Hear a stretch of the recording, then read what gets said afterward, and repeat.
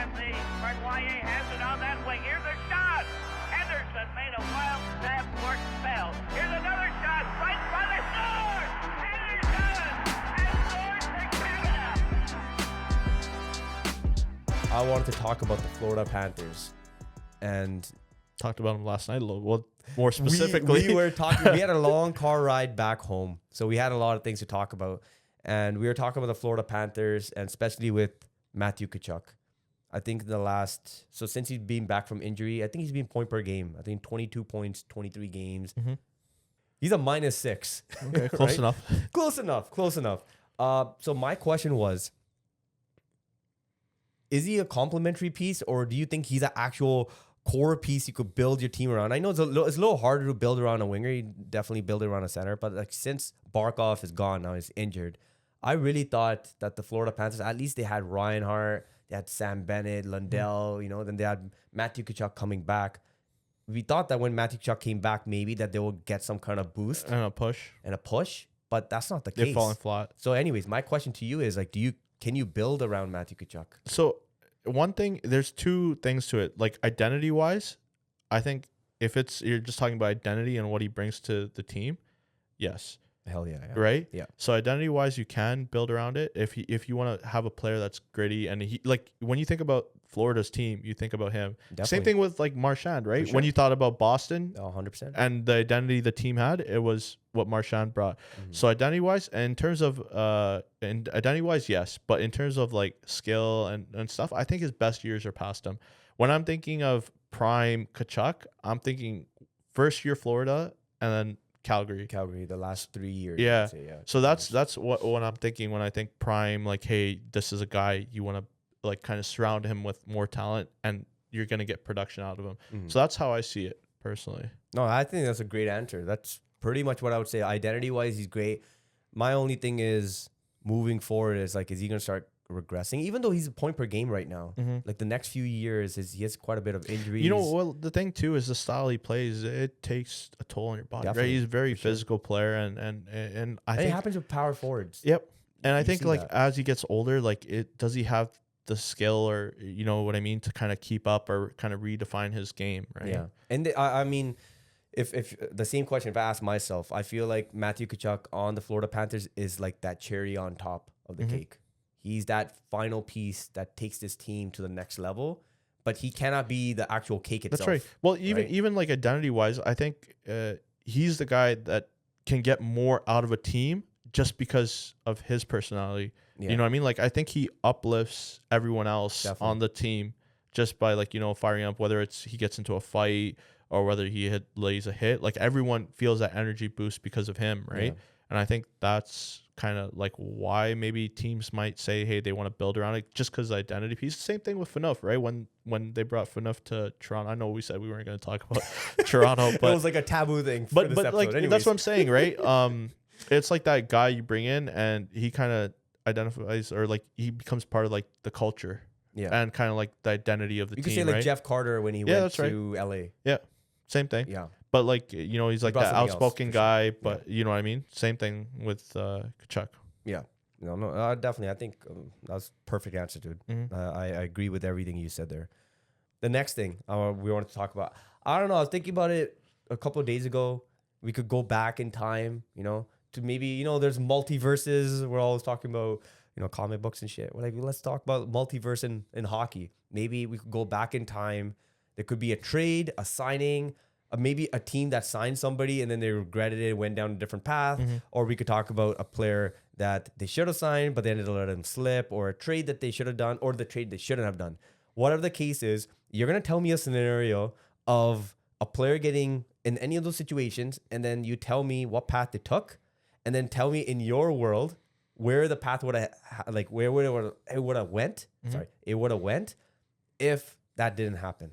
All right. You want to go first, or do you? You go first. I asked you, man. All right, so I got to pull out notes because mine's is like more historical. Okay. So I kind of got to go and look through my notes because I thought about it a lot. And so initially I was going to say it was Phil Esposito when he got traded to New York.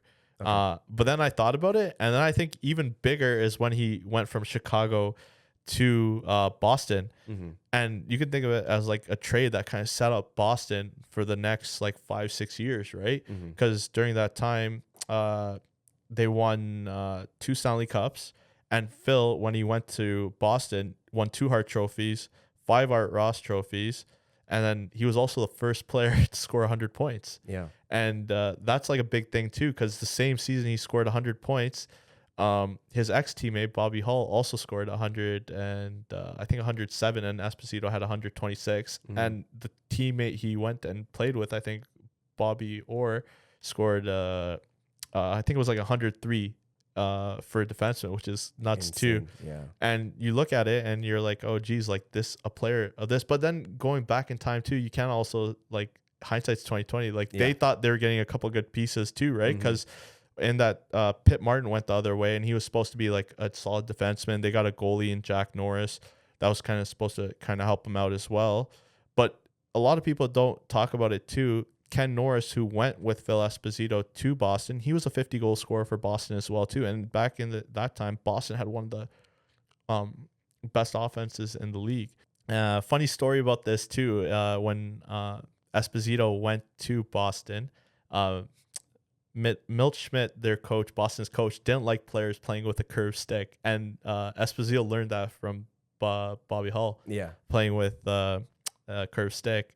And I bet you now he can't say anything, right? Because Esposito's, I guess, their all-time like goal scorer. Definitely. So it's crazy. But imagine him still in Chicago. How? So where? Okay, so now. Yeah, that's the backstory. Now take that path now. Yeah, to Chicago. so backstory. So happen? imagine if he stayed in. But was Chicago having any type of financial issues or anything? Is that the reason why they didn't keep him? No, I think that what they wanted to is they thought that Mitch, what's his name? I know who you're talking about. Yeah. Pitt Martin or whatever. Yes. He was gonna be more and shore things up on the back end, and it was his brother, Esposito's brother, was still with Tony, right? You mean Tony? Yeah, he was still with Chicago, and so like it's kind of crazy that they traded his brother away and he's just playing there by himself, right? But I think, like, one thing missing from the Chicago team is like, hey, more scoring never hurts, right? And sure, they want to maybe shore things up because they had Bobby Hull too, right? And he's a great scorer. Like that year, I think he had like 59 goals, right? And so I think like what they were thinking was we need to be better defensively, but more scoring always helps, man. And to have all time like great goal scorer, I think that kind of would have changed their direction completely, right? Think about it. That's crazy, right? With Chicago, because for a long time they didn't end up winning because they never won, right? For the longest time until when Jonathan Taves and all these guys came. So maybe them winning then could have changed the entire course of history. Like you look at that team too, and sure they were like good. They were like on the cusp of like playoffs a couple times, but like you have a generational, like I don't know if you consider Esposito generational. Yeah, I think so. So like generational talent, and I think they moved away from him too early, and like now it kind of bit him in the butt, right? Yeah. Okay. But that was my take. No, that's cool, man. That's a good. I know I focus more on like back from the more so on what his impact in Boston. But imagine if he did even like half of what he did for Boston as well. Yeah, for sure. Well, 100%, man. Yeah, that's crazy. Interesting, man. My story goes with so it goes with the Washington Capitals. So when Alexander Ovechkin was trying to win a cup, and they had Alexander Semin, and Semin was a multi-40, 50 goal scorer. They try to keep winning with Semin as the winger with Ovechkin. It wasn't working out, so they just kept signing him to a 1-year deal over and over and over again. Even though deep down I was like, just trade Semin away and go get somebody who's more responsible. But they signed him like 3 years in a row. They just kept signing 1-year deals. Eventually, he ended up going to Carolina. Whatever. That's a story with Semin, just to paint the picture. But then the Washington Capitals were looking around for another winger, and they looked at TJ Oshie from the St. Louis Blues. And St. Louis's point of view, they wanted to shred some cap. So they're like, all right, we'll get rid of TJ, and then we'll get Troy Bauer, who was $1 million cheaper. They're like, okay, we'll take this. So they made a trade with the Washington Capitals. They gave away Bauer, they gave away Copley, and a 3rd rounder for TJ Oshie. And they did that trade back in 2015, so like pretty much 2016. And then they ended up winning a cup 2 years later, right? And I don't think the Washington Capitals have won a cup with TJ Oshie. No, 100%. Right? Because he was so physical, right? Yeah, And I think that was that clutch. piece. It's like another piece, and he can score too, right? Yeah, and then the other way around, the St. Louis Blues, what they ended up doing was Bauer played for them that one season. He ended up scoring in the first round a very key goal, but then in the off season he left. He ended up signing, I believe, with Calgary. I think he was gone to Calgary, so they lost him pretty much for free. Then that same off season, before the draft, they ended up making a trade with the Washington Capitals again, and they did a package and they got a first rounder. That first rounder turned into Tage Thompson. Played the first season, was slow, and then they shipped him off, and then now Buffalo has Tage Thompson. So I'm just saying, like, it feels like that's like a deep because if they didn't trade Oshie, they would have maybe not traded for that. But yeah, so the Tage Thompson thing, I think they still would have ended up. Oh, sorry, the Tage Thompson trade. When they traded Tage Thompson away, he was part of the deal that ended up going to Buffalo for Ryan O'Reilly. You know, Ryan O'Reilly came to St. Louis and ended up winning a cup with him. Yeah. But the trade that they made for that third rounder, it wasn't that significant for that deal to affect St. Louis. But hey, this is my world, and I think it would be a big change. So that's crazy. Every team, so Washington won. Yeah.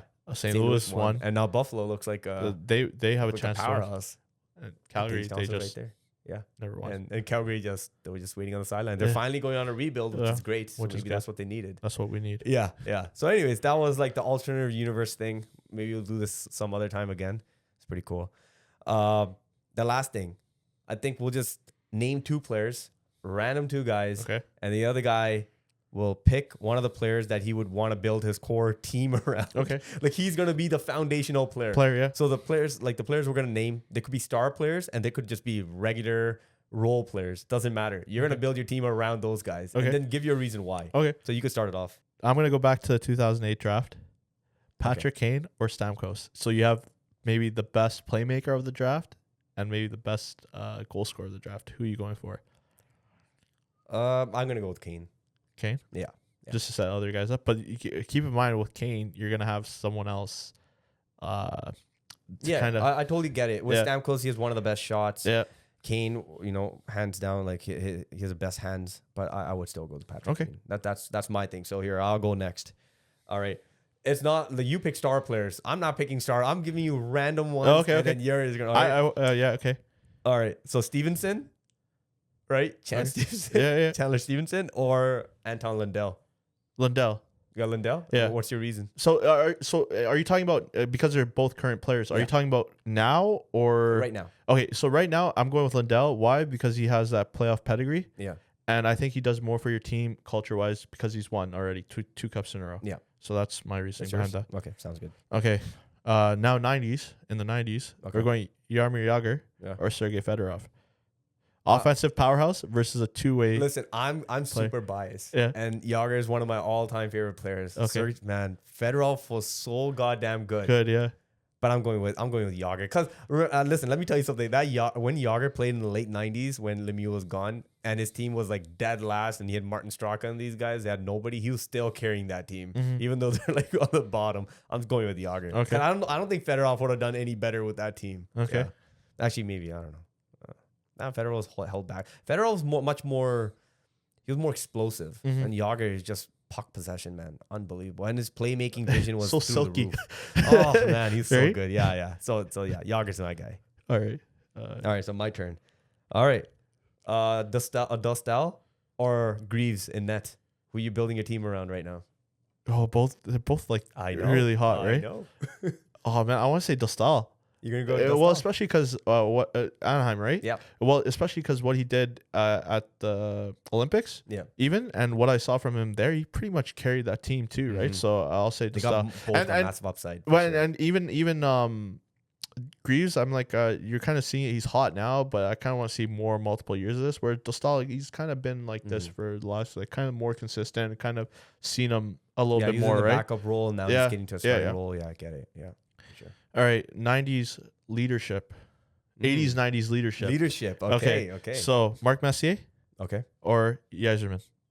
I'm going with Yzerman. Yeah, and That's not taking away from Messier because which Messier are you talking about? Are we talking about the Vancouver Messier or are we talking about the New York Rangers Messier? Because in Vancouver, he's the most hated player on this planet. He's still hated. People hate him in Vancouver. Yep. But with the Rangers, he's the most loved player. Yep. For guaranteeing that win. It was. You know what I mean? Yeah. So I get it, but I seen Stevie Yzerman what he did, and he took a big step back because he used to score a lot of goals, a lot of points. Jack Hughes, man, still going. Jack Hughes is outside my house, trying to get the puck. Yeah, he's trying to steal. Trying to cut everything. Get through. So I think Stevie Yzerman, that Detroit team, what he did. I would say one more reason too. You have him. Maybe he comes back as a GM for you. Yeah. And, gets you some Stanley Cups in the future too. And I get it. With Mark Messier, you could talk about the Oilers and you could talk, listen, he's one of the greatest leaders. But what I saw with Stevie Yzerman, with Sergei Fedorov, what he had to do for the team to take a step back, play more of a 200-foot hockey, right, for the team, I just think he's one of the best leaders ever. Yeah, Stevie Yzerman's my answer. All right. So my next one is Edvinsson or Sergachev. Oh, geez, that's tough too. I'd say Sergachev.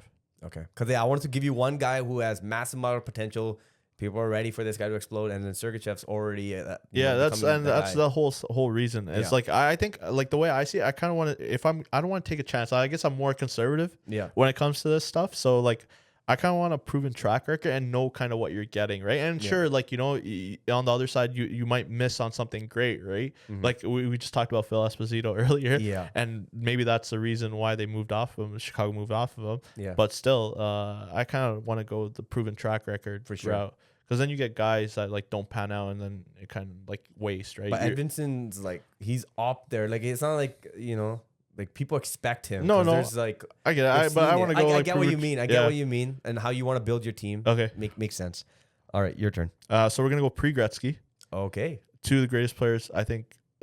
Pre-Gretzky, I think these are the two greatest players all time. Okay. You want to start in the back and build your team from the back with Bobby Orr? Okay. Or do you want to have maybe the greatest power forward of all time in Gordie Howe? I'm going with Bobby Orr, man. Okay. Yeah. Because what he did and how he invented that mobile defenseman was never done before like that, man. Mm-hmm. And I get it. Unfortunately, he got injured early and he had a lot of surgeries and everything. And then they cut his career short. Gordie Howe, you're talking about that longevity in his career too, right? I get it. And like, sure, maybe like talent-wise, Bobby Orr was maybe like just a little I think bit higher. But I mean, like, more sustained over time. Well, are we just taking his entire career? Like, let's just say let's say you're like the way I was thinking about it was you get a player and sure now we can kind of see it because these players have already played. But I'm saying like let's say you start you have the player from day one and he pans out to be just as good as what he was. Yeah, I mean, of course, if I could remove the injuries and stuff, right? That's a different story. Maybe in this alternative reality, he never gets injured, and right? then I'm picking Bobby Orr, man. Okay. Yeah, because that guy's he's a father of mobile defenseman. Okay. So I'm picking him. Okay. All right. So my next one is Nemec or Owen Power. Owen Power. Owen Power? I like Owen Power. You like Owen? that was the quickest. That was quick. That was Owen Power. I like, and that's because like I kind of like watched him a lot, like when he was like playing World Juniors and stuff like that, and I was really big on him. And like I think he's like that next generation of defensemen for Canada, right? Yeah. Like with Schaefer and stuff like that, and I think he's gonna be good. Even like when he was on Michigan, like I think I'm a big fan of Owen Power. Okay, sounds good. Yep. Hope he does a good job in the play. I got one more. Yeah, you got one more. So now I'm gonna look at goaltenders, greatest goaltenders all time. Okay. Hasek, 2-time Hart Trophy winner. Yeah. Very hard for a goalie. Patrick Waugh. Yeah. Or Brodeur. Okay, so this is how I'm gonna do this. All right, I'm gonna do process of elimination. Yeah. All right. So Brodeur had a really good defensive team, and the structure the way they were built, it was perfect. It was built for him because he was a third defenseman. Okay. Best stick handling from all three guys. So if I'm gonna build based on that, sure, you could go with him, but I'm not going to because I think he's built based on everything being perfect for him to be the best guy. So I'm cutting him out. He's gone. Okay. All right. Then you got Dominic Hasek and Patrick Waugh. So I was a big Colorado Avalanche fan, just always being that case, and I've loved watching him play. But the way Dominic Hasek just like I don't know, man. Like even till this day, I could watch Dominic Hasek highlights, and that guy was just truly unbelievable. Mm-hmm. I'm going with Dominic Hasek, man. He was just too friggin' good. And I think if you swap him with Patois the other way around with Colorado and Buffalo, You think Colorado wins more? I still think they'll win the same amount. Yeah. I don't know if they'll win more. Yeah. But you think with Buffalo? I don't think Buffalo would be do as what good? they did because Buffalo went all the way to the finals Mm-hmm. with Michael Pekka and these guys. I just think Dominic Hasek had a bigger role there. And even with Czech Republic, when Hasek played for Czech Republic and they won gold, it was a true amazing story. And I think, yeah, I'm going with Dominic Hasek, man. The Dominator. On fucking believable, man. Yeah. Oh, it's so good. Those are all tough, man. That one was tough. The only for one sure. that was easy, I guess, more so for me is the Owen Power one. Yeah. Just because, like, I guess I'm a bit more biased with him, just because, like, I I followed mean, that's him. like the same thing with me with Jaromir Jagr. Yeah, It's, so like I love I'm a that bit guy. more biased just because like I watched him growing up and stuff for like sure. that. So yeah. Yeah. All right, my last one. So Velarde or Konechny? Oh geez. I would say Konechny. Okay. I think he's more important to his team than No, Velarde. but you're building your team around. No, this. I know, Okay. but I mean like in terms of like what he means to the team and stuff like that. I think Konechny is the piece. I think for sure. Yeah. I remember when he was playing for Ottawa at 67s, and he was yeah, but when he even got drafted, like they were already talking about it then. His leadership, captain material, and that guy, he carries with his heart on his sleeve. And I just don't think Philadelphia has really used him to his full potential yet. And I would do the same thing too. I think he's amazing. That's what I mean. Like in terms of like him meaning to a team, I think like I'd rather have him more than. Yeah, I'd rather have more like grit. Yeah, definitely for sure. All right, man. I hope we're watching some OHL games next week. The playoffs are going to start, and I think it's the end of next week, right? I think it's Friday. 30th. I think it's I the saw. week after. Well, the playoffs should start. What's the date today's anyways? Today's the last day of OHL right? regular season, Yeah. and then is it 3 o'clock? I was gonna say maybe we could go watch Mississauga play Brantford. I don't think it's gonna happen. It's too gonna be a late little now. tight now. Yeah, we're gonna run. No. But I don't think it's gonna happen. So maybe when the playoffs start, maybe go watch some Barry Golds. Barry Colts. Yeah. Owen Sound maybe. Yeah. If you want to go, Guelph Storm. New fan. They're all around. Yeah. So you could go and check their games out. Yeah, But I mean, your Brampton is gone. They're out. Well, not your Brampton anymore. They were, but they're gone out of the playoffs. So. Yeah.